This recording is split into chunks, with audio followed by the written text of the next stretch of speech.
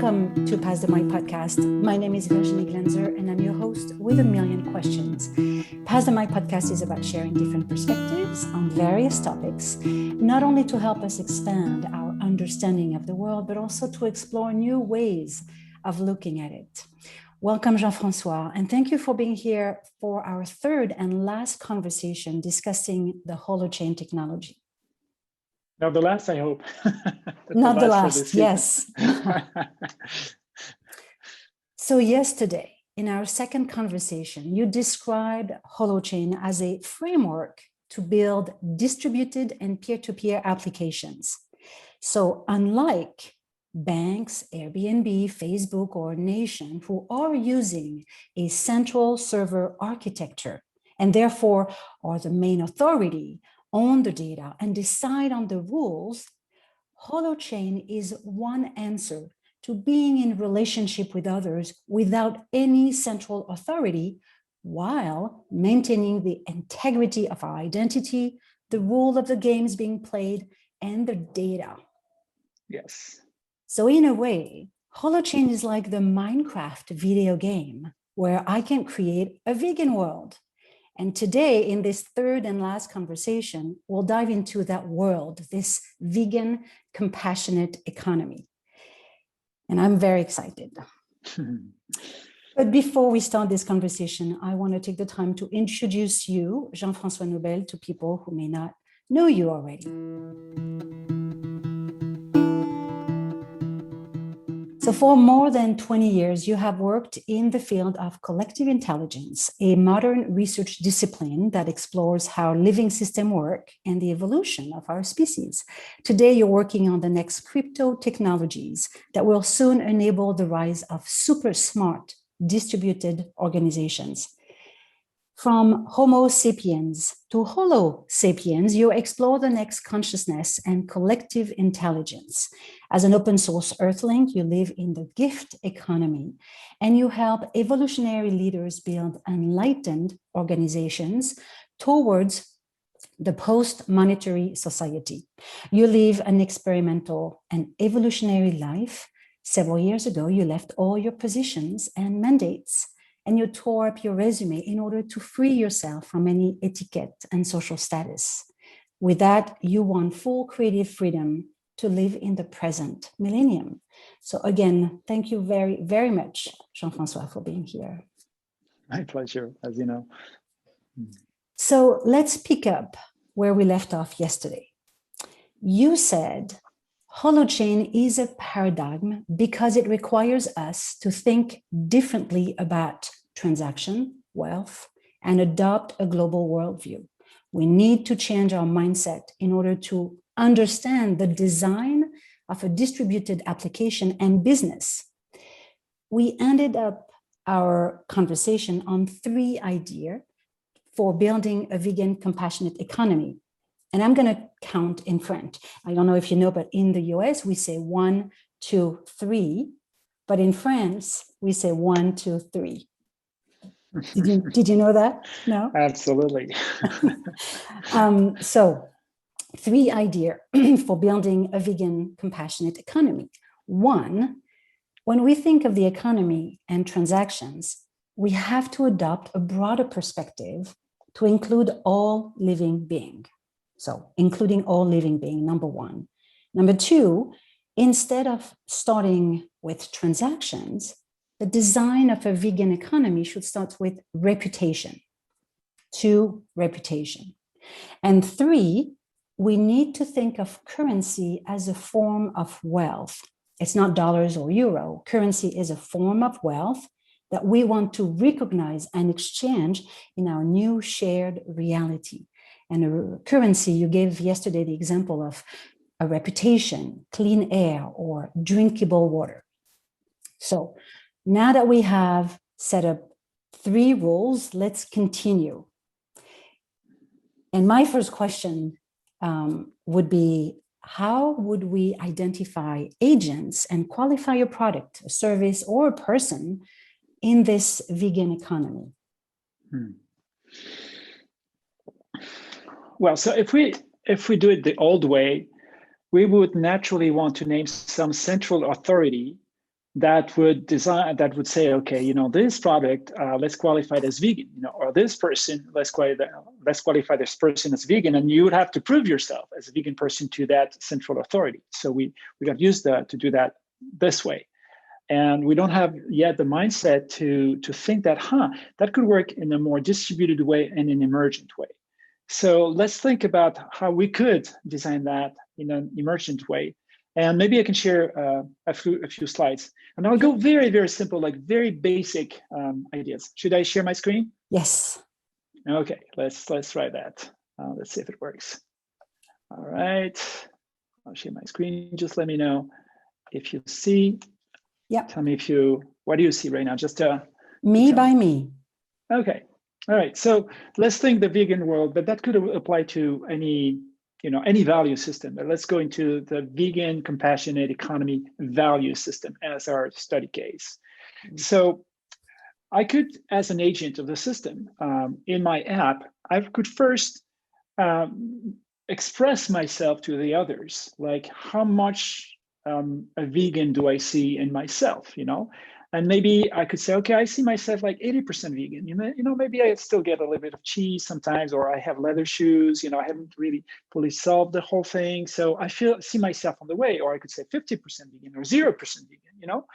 But how do I see myself? How do I want to show myself to others, to introduce myself on that line of values, okay?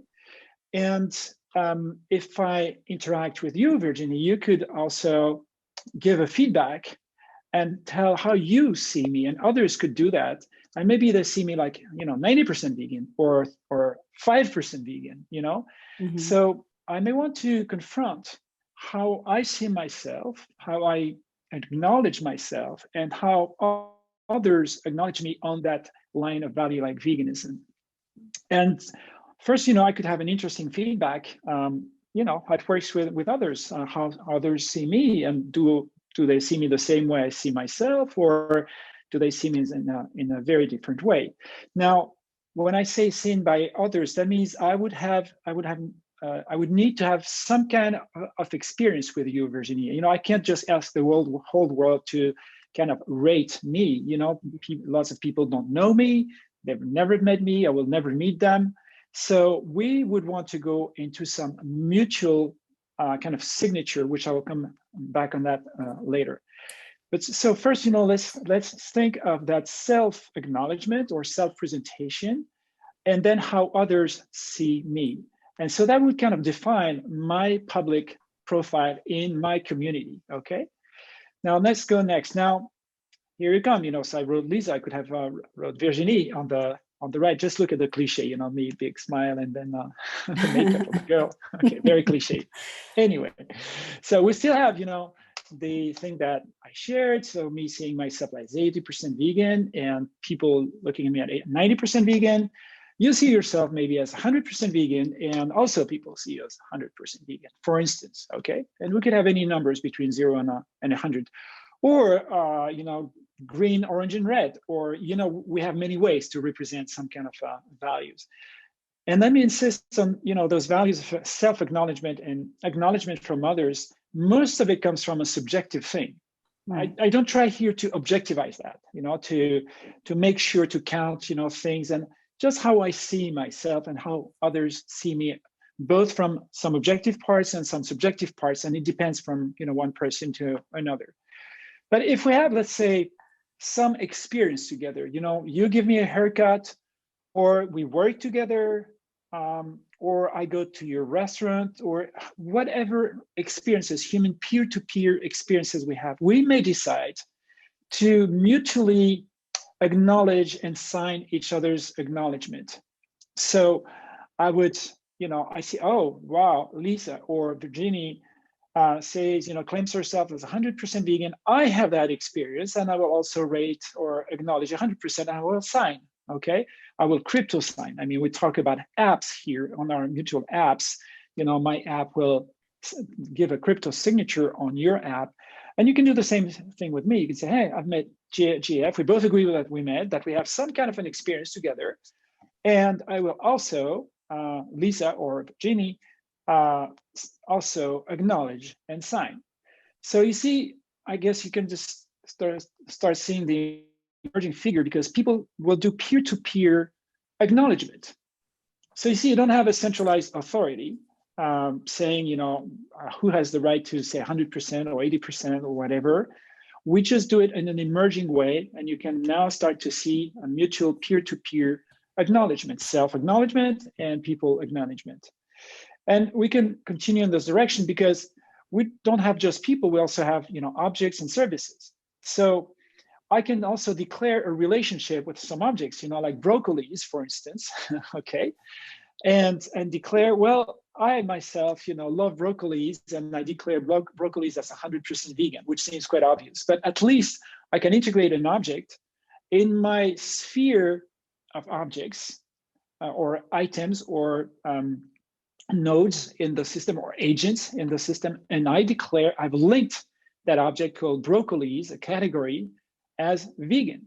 Okay, and if you do the same, then we'll have broccoli as a category or as an item with lots and lots and lots of acknowledgement as a vegan thing, which seems quite obvious. Okay, but we can do the same with a brand. For instance, I love this French brand called Petit Vegan. They do vegan cheese. And I can also acknowledge them as that brand, that entity, as 100% vegan, or maybe 80%, because maybe I don't fully, agree with that acknowledgement of 100% vegan, and I can, rate that differently. And other people do that same thing to that object. So lots of other people will bind to that brand and also acknowledge that brand with their own sense of that brand. And some people may completely disagree, but we'll see what emerges as a pattern. And of course, in my galaxy or constellation of objects and people, I may have, Lisa, whom we saw just before, or I can also acknowledge a service. So maybe, this barber I go to every, 3 weeks or month, he does a special way, he uses certain products, for instance, for hair cutting as a service, and most of them vegan, or they don't have animal product, but maybe they have animal testing on them, and I know that. And maybe I won't say 100% vegan. I'll say, well, this service, I would evaluate that more like 50% vegan. So just with those simple figures, and I'll just stop sharing the screen now, but I guess you see that we can see the emergence of a constellation of relationships, qualified or acknowledged relationships between people, peer-to-peer, and objects. So of course, objects will not do the acknowledgement. The broccoli will never acknowledge me, but I can acknowledge a broccoli. Some objects will just remain passive and receive acknowledgement from others. And some objects or items or agents will do self-acknowledgement, like human beings, but will also receive that kind of acknowledgement from others. We have something extremely simple here. We don't use any, third party, although we could totally declare this certification organization that, comes with a whole list of certified vegan items, which we agree and that we may want to also put in the constellation of agents, and agree that whatever comes from a validation from this organizations, we collectively agree to declare that as 100% vegan, for instance. You see, we can completely design what game we want to do and upgrade also the game, because living systems, they evolve. And that means the games we play together, the rules that we play together, we may start with very simple rules, and then we may find, we have a little bit of imbalance here, and we want to change some rules. For instance, maybe, I have that vegan reputation based on the past 3 years, but you just want to record the past 3 years and not the past 10 years or the past 5 years, you see? Because maybe I don't want to keep that, or I won't keep that reputation my whole life. So we have to adjust, those settings collectively and decide how we want to evolve the rules, and they will become more and more sophisticated. Now, you see in this system, you notice that I've used currencies that we would call reputation currencies. I give a reputation to a broccoli or a haircut technique or a person, and people do that to me the same way. You haven't seen any flow or tradable currency. You haven't seen buy and sell currencies. But imagine yourself in that constellation, like I've never met you, Virginie, and hey, I want to check how you belong to that community. I want to check your constellation of objects and your reputation, which we do all the time. We do that at work, we do that in our villages, in our communities. So I just reproduce in a digital way what we already do on a peer-to-peer way. And then I may decide, hey, I feel totally happy to do something with you, Virginie, like, maybe we want to build a startup together, or maybe I want to buy some service from you as an accountant, for instance, because I also agree with your value. And accounting has nothing vegan or not vegan, but you as a person, I'd rather want to work with you and then direct some flow of tradable currencies to other vegan persons, people I share the same values with, rather than any other person. So you see this kind of constellation of people and objects qualified as vegan will totally help to direct the flows of currencies. And that can work with conventional dollars, with fiat currencies as well. That means we don't need to build another currency system on the top of the existing ones. We can already use this to induce the forces, the flows of conventional money, to help them take that direction rather than this other direction. Nevertheless, we could also decide to build, maybe later on, let me just stop sharing the screen. Yeah, we may decide to build in the future a specific vegan currency, vegan coins, or a mutual credit system that will only follow those flows, like to make sure that this vegan currency can only play with the players acknowledged as players in this big game that we've decided to play together. So I'll stop here. I guess you have other questions, but I just want to check with you how it feels. And starting from a reputation system, I should say more than reputation, an experience system. Like we share, we express, we acknowledge the peer-to-peer experiences that we have with one another, in which a transactional part can happen or not. But you see, we have to stop reducing the economy to transactions. That belongs to the market economy. Yes, economies have transactions, absolutely, but not only that. So how does it feel? What you just said is actually what I'm taking away. I'm trying to process the example that you gave, and I think Holochain is really an opportunity to rethink a business relationship, and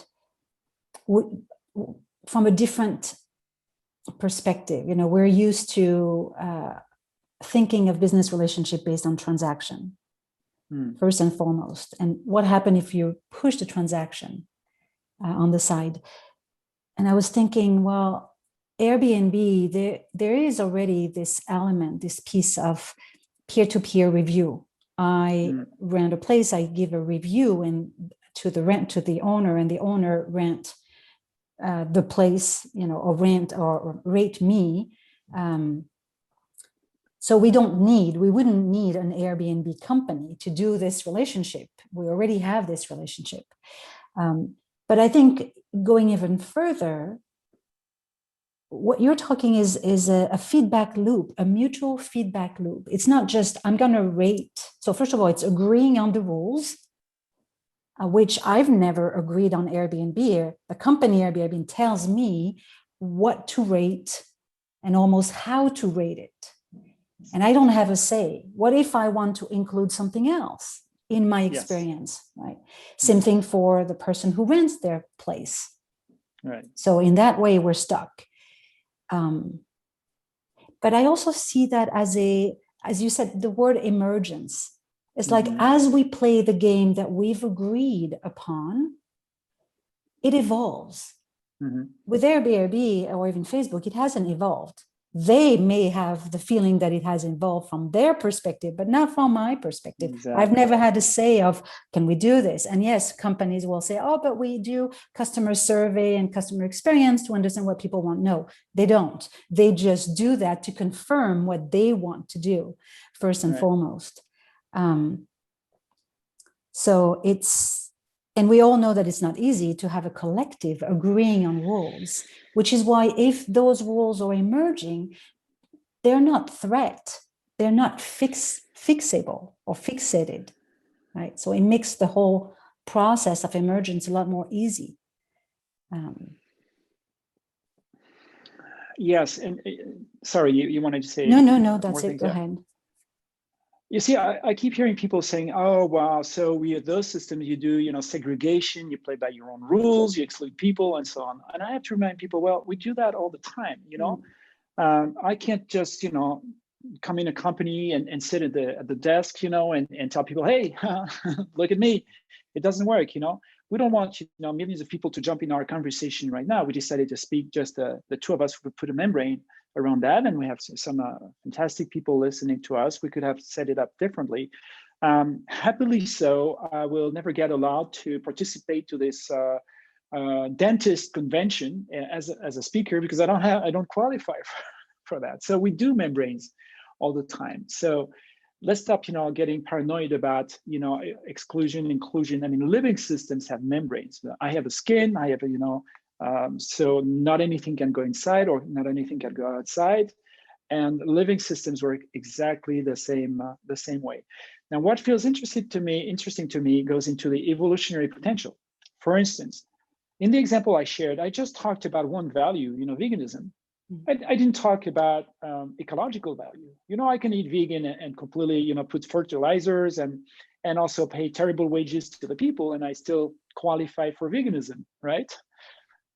So, you may say, well, this value system that JF has set up and this community, it doesn't seem enough to me. And I want to add another value, for instance, ecological footprint, ecology or fair trade, those kinds of things that also exist, because veganism does not guarantee that. So you may say, well, I will also build a distributed app or a app, Holochain application, and then I decide to bind it to the existing app based on just basic veganism. We can do that with Holochain, and maybe that will become the mainstream kind of thing. So rather than having one acknowledgement on veganism, maybe we'll have 3, 4, or maybe you decide to participate in 3, 4 values, and I decide to participate in 6 of them. So you see, we have also to understand the very organic thing.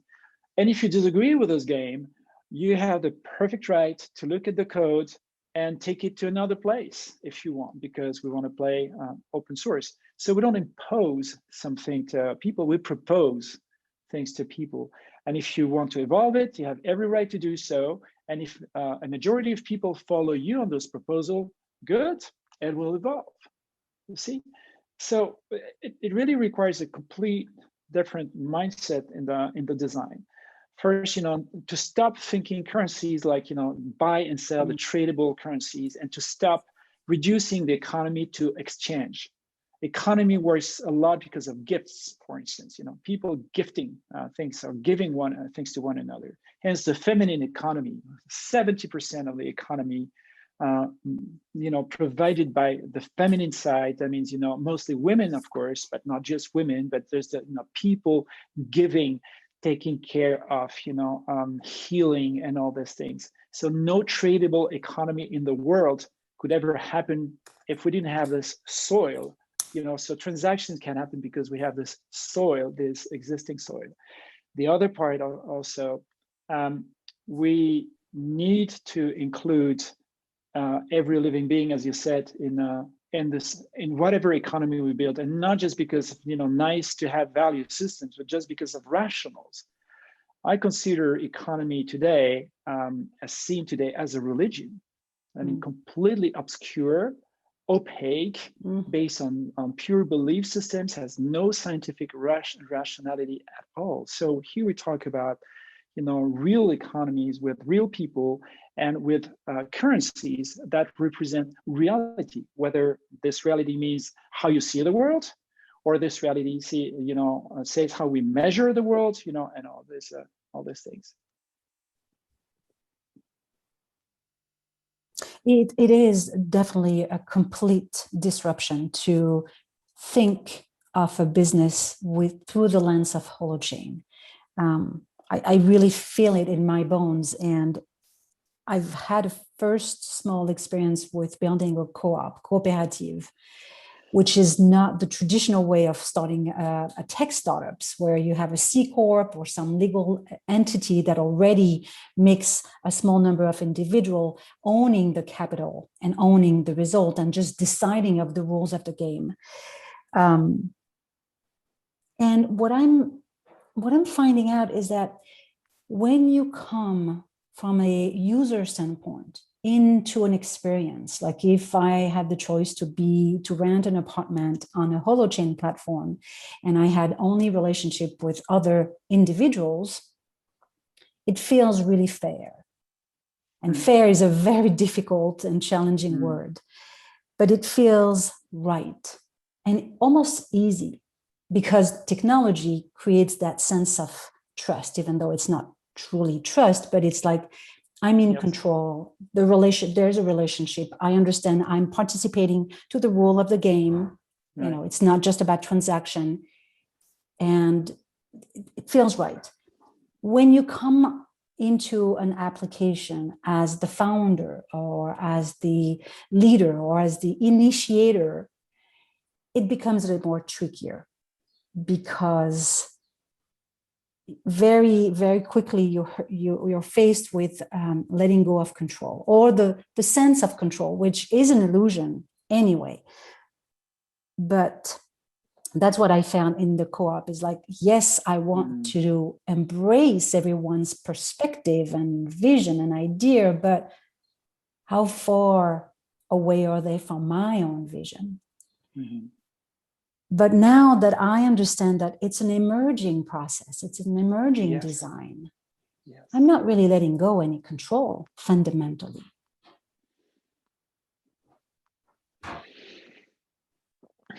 Yes, you see, you keep your own sovereignty here. And by the way, you know, you have your own data, you possess your own data, your own chain. And that includes, you know, how people rated you, you know, or acknowledged you. That belongs to you, to your data. If you want to, you know, get rid of that or step out of the system, good for you. Also, you know, and what I share, this kind of organic emergence, we don't have to start big. We can start with our neighborhood, you know, and maybe it will become super viral because people like it. Or maybe, you know, you start that in your neighborhood in New York, and some other people do that in San Francisco or in Paris, and maybe they have a slight change in the code or in the way they do it, you know, the look and feel, the user interface, maybe different ways to express their values, kind of culturally based. But we can bind those things, you know. We can also say, well, you know, I come from New York, and I'll go live in Paris, and maybe, you know, people in Paris do accept that your reputation as a vegan can also work in the Paris area, so you can import those things. They may say, well, you know, those chains in your, you know, private chain, we can integrate it in the Paris community, and we can bind those things. We have so many possibilities without any kind of top-down control, that evolutionary, you know, patterns. So we have to learn how, and that speaks also to how we operate as leaders in the future sense of this, so the evolutionary sense. You know, an evolutionary leader, we could call it, you know, servant leadership. You've probably heard about this term. That means you serve or you support or you walk along evolution. You empower, you allow things to emerge. And that doesn't mean you remain passive and you don't do things. Sometimes you got to fight for things. You know, you have to stand up for things, but you can do it by designing new things. You can do it by, you know, raising your voice and all those things. Those things remain true.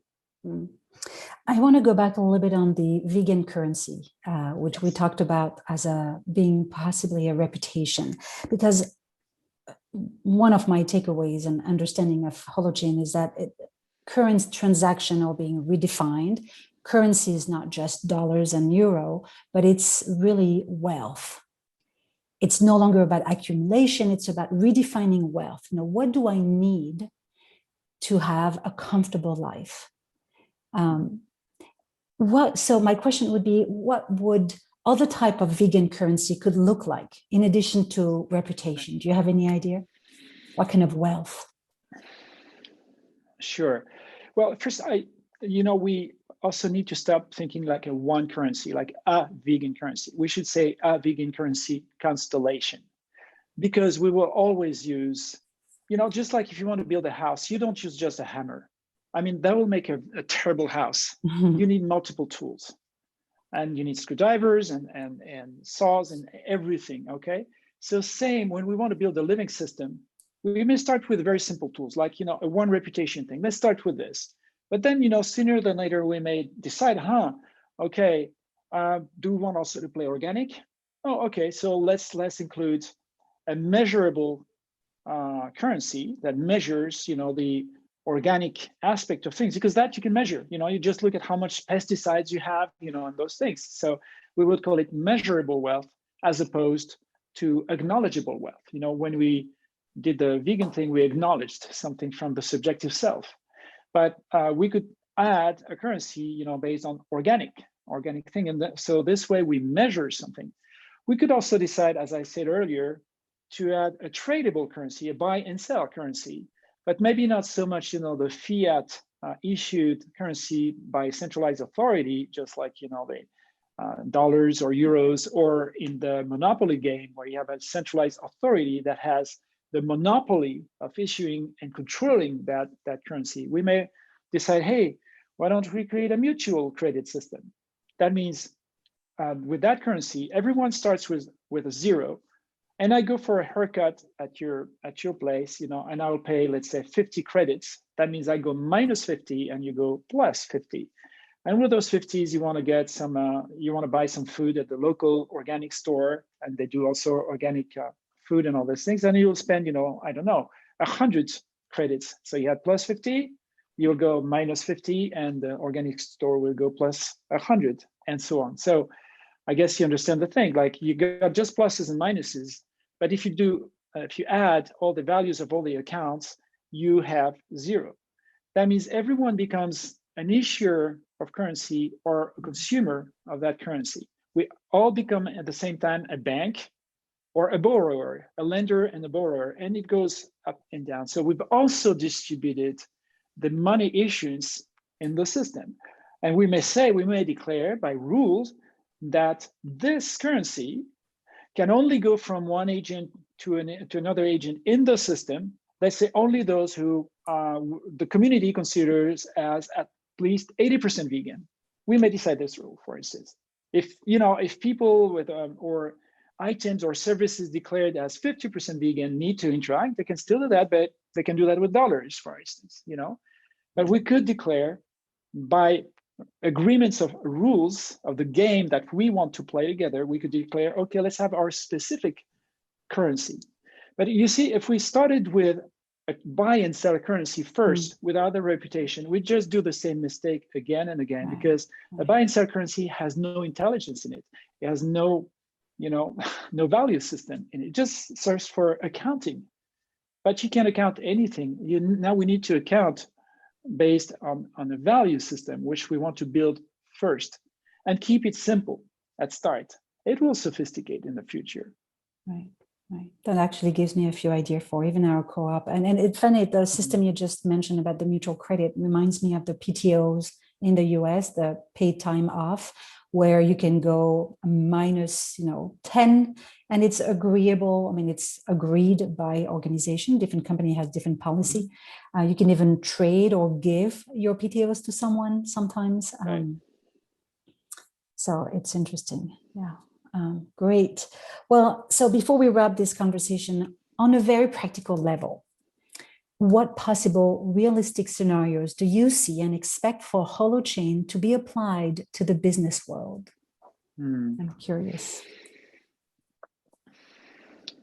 Well, that remains the usual unanswerable question, because in the startup world, especially when you build something that has never existed before, of course, people ask for timelines, and rightly so, of course, but those timelines never work, because we do an emerging business. It emerged, just like if you had asked 130 years ago about people building airplanes, when do you think we can start making postal flights or passenger transportation at a large scale? No one could ever give you something. However, we've entered, Holo as an infrastructure, and using Holochain as the framework has entered the alpha testing phase. So that means now we get into the product manifestation. I wouldn't say the product delivery yet, but at least the product manifestation. We can start playing with those things, prototyping.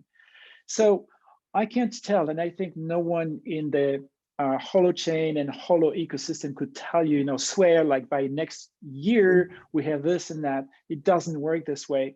But we could say in the next couple to 3 years, we will have, things working in our ecosystem, already working and operating. And I think it'll go very, very fast because we have more and more communities wanting to create, or yearning to create code on those things. And the more you have, the more it does the snowball effect. And so that means also people contributing to the code and improving it and improving the user interface and finding great ideas for communities and currency design. So hard to predict, but I really feel a viral explosion in the good sense of it. Awesome. That's exciting. Well, thank you for sharing that. And question about the future is always, like throwing something and then, but thank you for tossing sharing. Tossing a coin. Yeah. Exactly, tossing a coin. Yeah. So as we come to the end of this last conversation, for now, with the intention for this podcast to help each of us to become the self-authoring leaders of our own lives through meaningful action, I'd like to do two things, actually, two things. I'm all confused now. Two things. First, I'm inviting everyone to register to a free and interactive 2 hours workshop happening on May 27th for Asia, Pacific, Australia, and the US, or on June 2nd for Europe and the US. This 2 hours workshop will provide a space to not only learn more about Holochain, but more importantly, to brainstorm together on 4 possible futures. And I will share more information if anyone follows us on Twitter, Facebook, LinkedIn, personally, or Acorn Oak or Acorn Oak Studio, they'll be aware of it. And then the second thing that I'd like to do is I was wondering if there are any work that you're currently doing or that you've done or that you're currently working on that you'd like to share with everyone around Holochain and this, or veganism for that matter, that you'd like to share. Well, I want to devote this year, 2021, to kind of writing down and sharing, on my YouTube channel and also in my writings and also on a TV show, working on a script on a TV show. All these ideas and research, piece of work collected all these years, kind of sharing it and open sourcing it with the world. And that also gives me time to wait for the operational and production phase for Holochain applications.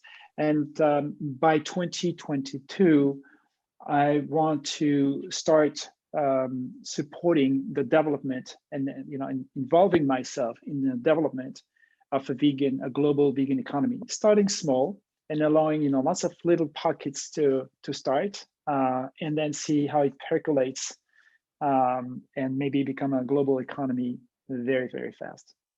That's fantastic. Well, we'll put all the links that you want to share on the 3 conversation, which will be on YouTube and all the various podcasts. So that was really very enjoyable, not only to have taken the time 3 days in a row to really just give our time to think and reflect on those short conversations. I think I personally made a lot of progress, and I hope that other people will have found it useful and useful for them, for their own journey.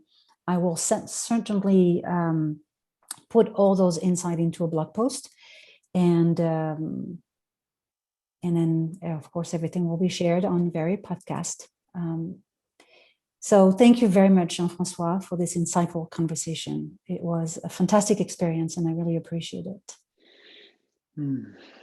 Thank you very much, Virginie, for creating that field, opening this whole field and holding the space for sharing all this. I feel very grateful for you for that. Asking questions requires lots of power, which you have. Thank you very much. Thank you. Take care. Yeah, Thank you. And everybody who's on the YouTube, thank you for being there as well. Support means a lot.